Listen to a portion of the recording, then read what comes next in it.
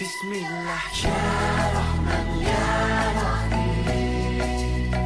Bismillah ya Rahman ya Rahim.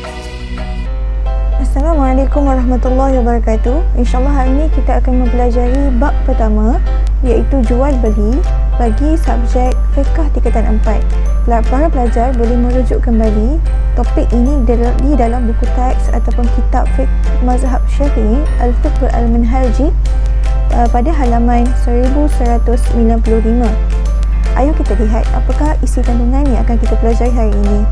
Yang pertama, kita akan lihat ta'rif jual beli al-bai'. Apakah ta'rif ini dari segi bahasa dan juga istilah. Yang kedua, kita akan lihat hikmah pensyariatan. Yang ketiga, kita akan lihat rukun jual beli. Apakah rukun-rukun yang perlu dipenuhi untuk memastikan jual beli kita itu sah.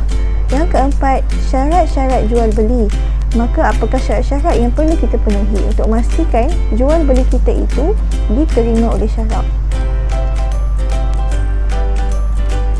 Yang pertama, ayo kita lihat ta'rif jual beli ataupun dalam bahasa Arabnya disebut sebagai al-bai'.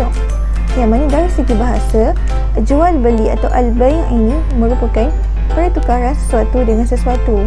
Manakala dari segi istilah pula, ia adalah akad yang merujuk kepada pertukaran sesuatu harta dengan harta yang lain dengan tujuan pemilikan kekal. Jadi daripada ta'rif ini, ada 3 perkara yang perlu kita ingat. Yang pertama, akad. Yang kedua, pertukaran sesuatu dengan sesuatu. Yang ketiga, pemilikan kekal. Maka untuk ta'rif jual beli ini, 3 isi utama yang perlu para pelajar faham adalah ia merupakan satu akad. Yang kedua, ia merupakan satu pertukaran sesuatu dengan sesuatu. Dan yang ketiga, bertujuan untuk mewujudkan pemilikan kekal, yang mana bukannya pada tempoh-tempoh yang tertentu. Seterusnya, kita lihat apakah ciri-ciri satu akad yang sah mengikut syarak. Yang pertama, melibatkan harta. Jual beli itu mestilah melibatkan pertukaran harta dengan harta. Sebagai contoh, pertukaran duit dengan rumah. Yang kedua, melibatkan pemilikan dan penyerahan, yang mana satu pihak akan menyerahkan duit dan satu pihak lagi akan memiliki rumah tersebut. Dan yang ketiga, tidak terhad pada tempoh yang tertentu. Jadi setiap jual beli yang kita lakukan itu tidak boleh terikat dengan apa-apa syarat ataupun terikat dengan tempoh yang tertentu. Sekiranya satu jual beli itu terikat dengan satu tempoh, maka jual beli itu tidak sah. Seterusnya, kita lihat apakah dalil-dalil pensyariatan jual beli ini dalam Al-Quran dan juga hadis. Yang pertama, dalam surah Al-Baqarah ayat 275, yang mana membawa maksud orang yang memakan iaitu mengambil riba tidak dapat berdiri betul melainkan berdirinya orang yang dirasuk syaitan dengan terhuyung hayang kerana sentuhan syaitan itu. Yang demikian ialah disebabkan mereka mengatakan bahawa sesungguhnya berniaga itu sama sahaja seperti riba.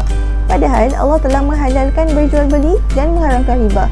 Oleh itu, sesiapa yang telah sampai kepadanya peringatan dari Tuhannya, lalu ia berhenti dari mengambil riba, maka apa yang telah diambilnya dahulu adalah menjadi haknya, dan perkara yang terserahlah kepada Allah.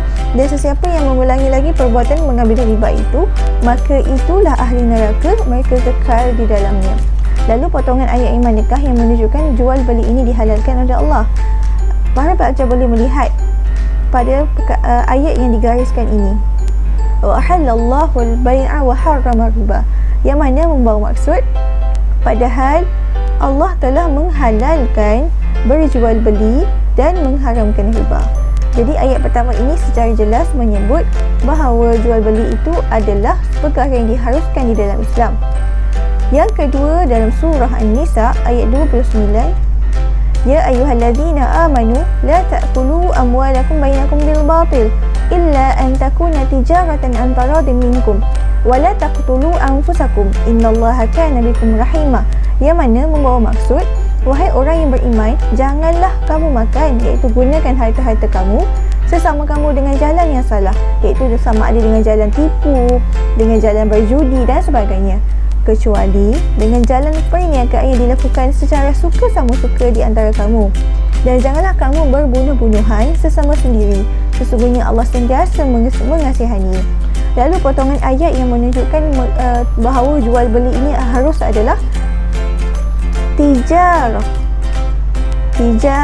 Yang mana tijarah ini merupakan perkataan yang membawa maksud perniagaan. Lalu kita dapat fahami bahawa setiap perniagaan itu pasti mempunyai transaksi ataupun muamalat jual beli. Lalu jual beli ini adalah harus di dalam Islam. Kemudian kita lihat dari sudut hadis pula.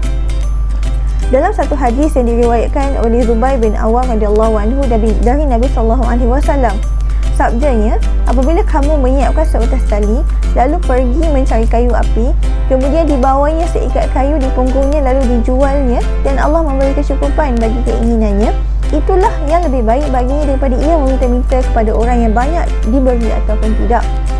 Dalam hadis ini merupakan satu galakan. Hadis ini memberi galakan kepada kita untuk melakukan muamalat jual beli, kerana jual beli ini dapat meningkatkan martabat kita, dapat mengelakkan kita daripada meminta-minta. Kita menjual apa yang ada pada kita untuk kita perolehi apa yang kita perlukan. Jadi ini adalah 3 dalil yang menunjukkan bahawa jual beli itu telah diharuskan di dalam Islam. Seterusnya, apakah hikmah pensyariatan jual beli ini? Ada 3 hikmah yang boleh kita fikirkan. Yang pertama, manusia sentiasa perlukan barang untuk hidup. Fitrah manusia, kita sentiasa memerlukan barang untuk melengkapkan hidup kita. Jadi, apabila seseorang itu memerlukan barang, pastilah dia perlu untuk membeli atau mendapatkan barang tersebut daripada pihak yang lain. Yang kedua, ada yang ada duit, tiada barang dan sebaliknya. Secara lumrah manusia ini, ada orang yang mempunyai duit tetapi dia tidak mempunyai barang. Tapi ada juga orang yang mempunyai barang tetapi tidak mempunyai duit. Jadi kedua-dua ini akan saling melengkapi dan saling tolong-menolong dengan menggunakan cara jual beli. Orang yang mempunyai duit itu akan beli barang daripada orang yang tidak mempunyai duit, dan begitulah kitarannya. Dan yang ketiga, jual beli untuk memenuhi kehidupan manusia. Jadi secara jelas menunjukkan bahawa jual beli ini memang disyariatkan untuk memenuhi keperluan manusia. Kalaulah tak ada jual beli, maka manusia pasti akan hidup dengan sangat susah, kerana kita tidak dapat memperolehi barang dengan mudah. Kita perlu membuatnya dan sebagainya. Jadi ini adalah 3 hikmah yang mungkin boleh kita ingat tentang topik jual beli ini. Seterusnya, apakah rukun-rukun dalam jual beli? Bila kita sebut rukun, apa maksud dia? Rukun bermaksud perkara-perkara yang perlu ada dalam memastikan jual beli itu sah. Sekiranya tiada salah satu perkara ini, maka jual beli itu tidak sah dan akan terbatal secara automatiknya. Yang pertama, mesti ada penjual dan pembeli. Dalam mana-mana akad jual beli, mesti akan ada 2 orang, 2 pihak. Yang pertama penjual dan yang kedua adalah pembeli. Yang kedua, dalam mana-mana jual beli perlu mempunyai lafaz ijab dan kabul, iaitu lafaz yang menunjukkan kedua-dua pihak redha akan jual beli tersebut.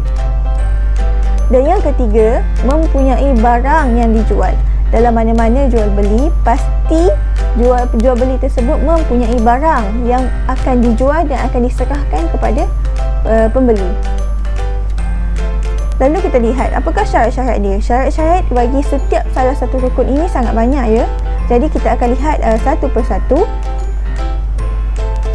Syarat rukun dan syarat-syarat bagi penjual dan pembeli. Apakah syarat-syarat bagi penjual dan pembeli? Yang pertama, waras. Seorang penjual dan seorang pembeli, kedua-duanya perlu waras, iaitu baligh dan berakal serta boleh menguruskan harta. Dan jadi, apa yang dapat kita fahami, orang gila, orang yang mempunyai masalah mental, yang memang tidak sedar, tidak waras, ataupun bayi yang belum baligh, yang belum berakal, belum memayis, tidak sah jual beli yang telah mereka lakukan.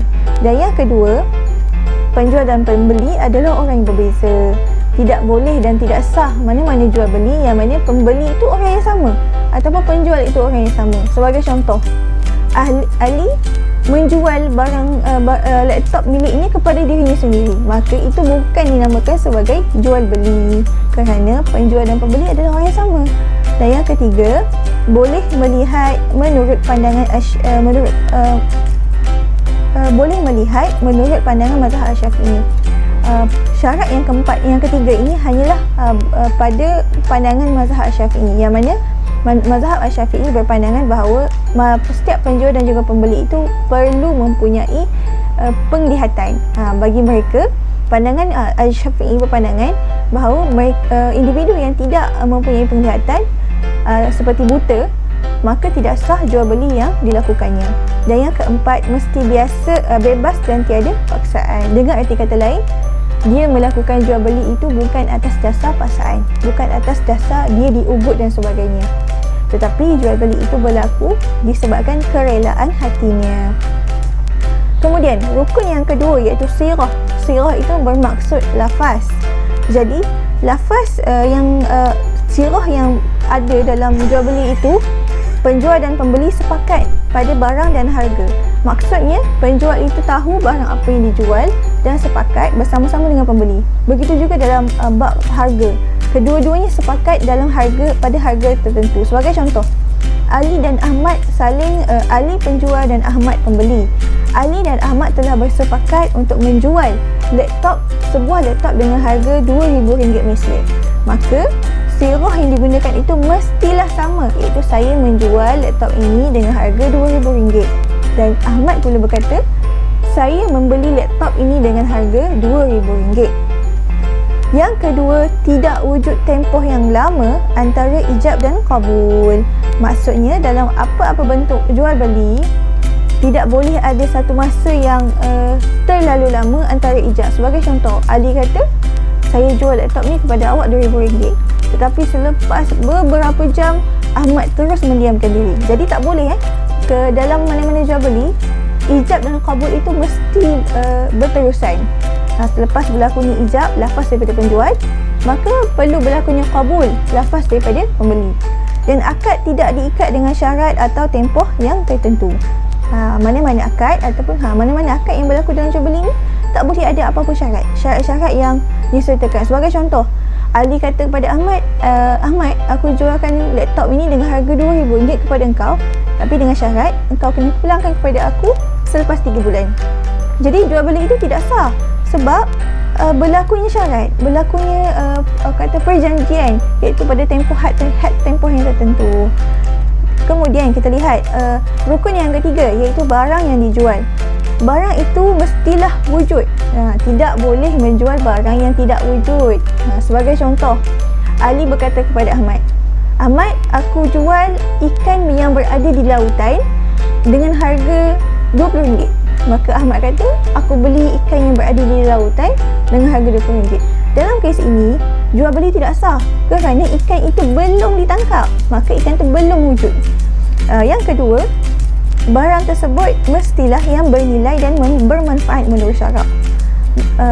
Perlu di-highlightkan atau ditekankan di sini adalah menurut syarak, kerana ada juga barang yang bernilai dan bermanfaat tetapi tidak sah disusul syarak. Sebagai contoh, arak.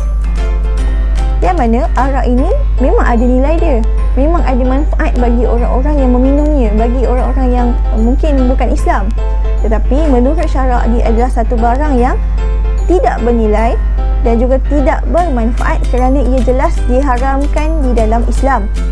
Kemudian mesti dimiliki oleh penjual. Tidak sah mana-mana jual beli yang melibatkan barang bukan miliknya. Sebagai contoh, Ali menjual basikal adiknya kepada Ahmad. Tidak boleh kerana basikal itu bukan milik Ali. Kemudian boleh diserahkan secara fizikal dan syarak. Dengan arti kata lain, barang tu kita nampak lah.